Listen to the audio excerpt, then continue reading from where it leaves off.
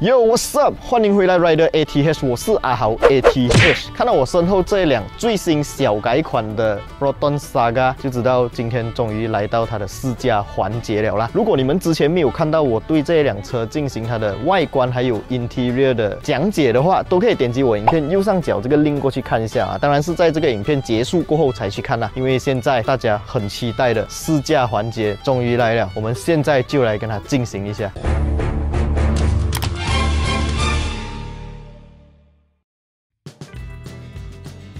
进行之前，也要非常感谢我们的阿翔狗狗把这辆车借给我啦。Hello， 大家好，我是阿翔，我是来自 Proton Permas 的销售员，来 review 这辆我们全新的 Saga 2022。这个就是小改款的 Saga 啊，当然看这个 logo 就知道了啦。听讲啊，这个 Saga 哦，好像你们 SA 啦，每天都在摸 Proton 的车，摸 Saga。之前的 Saga 跟这个 Saga 有没有什么组装上的差别 ？Saga 2022小改款哦，它的一些用料其实跟之前有相差蛮大了，像它的关门的声音，这次是一个做到蛮厚实，然后再来就是它里面的用料的确会比较好哦。我觉得可能是换了那个 supplier 还是怎样啦，有可能。我那时候在 review 这辆车的 interior 的时候，我就有感觉到它的 dashboard 虽然还是一样的 pattern 啊，形状那些还是一样，可是我觉得它的用料好像有比较厚实一点点。对，没有错。这个不知道是不是我自己的错觉啦。OK， 我们现在来看一下这辆 Proton Saga 小改款 Proton 啊。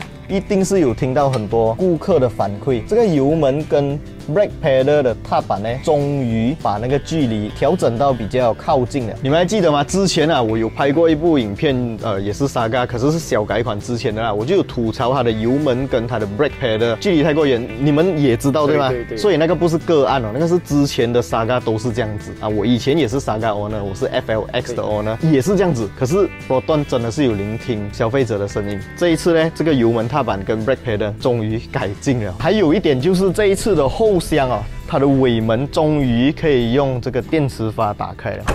啊，这个真的方便很多，然后它的尾箱空间真的很大。可能我最近一直都在开 hatchback 的车，MyV 啦、Satria Neo 啦，所以我现在看到这种大尾箱啊，其实我个人真的很喜欢。流口水哦。所以我下一辆车我要买长尾的 Saga 对吗？比 Saga 差，因为 Saga 4个门，我要买比 Saga 差的，我买2个门就够了，多等于好。卖个关子，什么车改天再讲。今天呢，主要我们是要来试驾这辆车，对，没有错，体验一下它的感觉是怎么样。但是我们不要普普通通的试驾，我们要来一点特别的。我们现在 ，Let's go。OK， 所谓的比较特别的测试呢，其实就是要来坐在后座体验一下这一辆 Proton Saga 2022年啦。为什么会这样讲呢？因为我觉得很多人啊想要买这一辆 Proton Saga， 最主要的原因就是想要再加人，或者想要再多一点东西，才会看中 Sedan 车款嘛。那马来西亚目前最便宜的 Sedan 车款就是 Proton Saga， 还有它的另外一个竞争对手了。那坐在后座的表现呢？其实我觉得整体是 OK 的。它的后座椅背倾斜角度啊，我记得在2019年那时候出 VVT 小改款的时候，我就已经有测量过了。它的后座椅背倾斜角度是102度，比它的竞争对手好一点点。腿部空间还有这个大腿的支撑啊 ，OK， 我觉得是以这个 A segment 的 Sedan 小车来讲的话，完全是 OK 的。好像现在我们前面的这个阿翔狗狗呢，它的身高啊是多少了啊？178。你看它身高178，它坐在前面，它 set 好它的那个椅子的座位啊，178很高嘞。然后我坐在后座啊，我的这个膝盖跟前座还有1个多拳头的距离啊，所以我觉得这个感觉坐起来不会有那种顶来顶去的 feeling 啦。然后后座呢，比较可惜的是这个 Saga 它没有这个可调式的头枕啊。以我身高170来讲是 OK 的，可是如果你再高一点点的话，你就靠不到这个头枕了。后座给小朋友或者身高像我这样子不是很高的，就还 OK 的。然后头顶空间呢，你们可以看到这个距离哦，是 OK 的。这一次的 Saga 在顶配啊，车顶的部分是一个黑色的这一种设计啊，有一点像 Iris Active 的那一种感觉啦。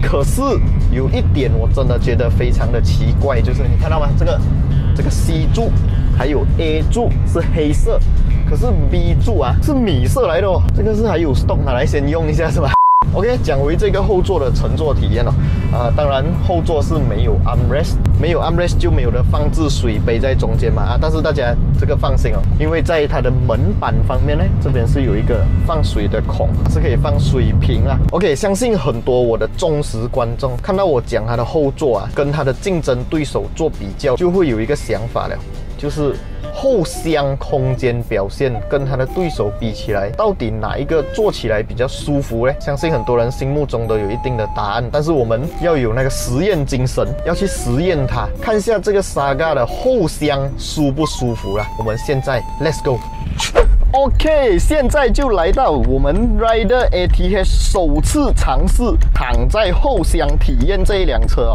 这辆车是有在走的啊，现在，所以我们就体验一下到底坐在后厢，不对，是躺在后厢呢，感觉是什么样的啦？我觉得这个 Saga 的后厢是很闷热的，因为没有冷气出风口也没有冷气可以吹到后面来。可是讲真的啦，坐在后面那个车这样走转左转右转来转去，我不会觉得很不舒服因为空间感很好，懂吗？虽然你们看这个店跟我的头很靠近，可是其实真的你看空间极大，我这样子躺在里面，哇，看到吗？其实整个空间都还很大的，我还可以伸展我的手，完全就是可以载2个人所以如果你要绑架人的话买 Saga is the best， 懂吗？OK， 看了这辆车的后座还有后厢过后呢，我们现在要来体验一下驾起来到底是什么样的感觉了啦。OK， 首先就是要调整一下自己的坐姿。当然这一辆 Saga 呢，它的 steering wheel 是可以做到上下调整的啦。它的竞争对手没有这一项功能。好，我们现在就 Let's go 试驾 Saga 2022。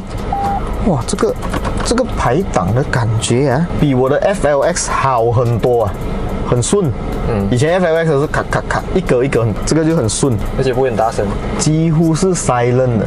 Let's go 体验一下这一颗1300cc 万年 Cam Pro 引擎，搭配这个 Hyundai 的4速变速箱，驾起来感觉怎么样？OK， 第一脚刹车踩下去，我的感觉就是它的 brake 有一点点需要踩深一点，它才会有 feeling。哇，这个 Proton 一向来引以为傲的冷气真的一流，不是凉不了。我觉得你们如果把这辆车开去云顶是可以直接关到完，再开你的镜子就蒙了，太冷。对。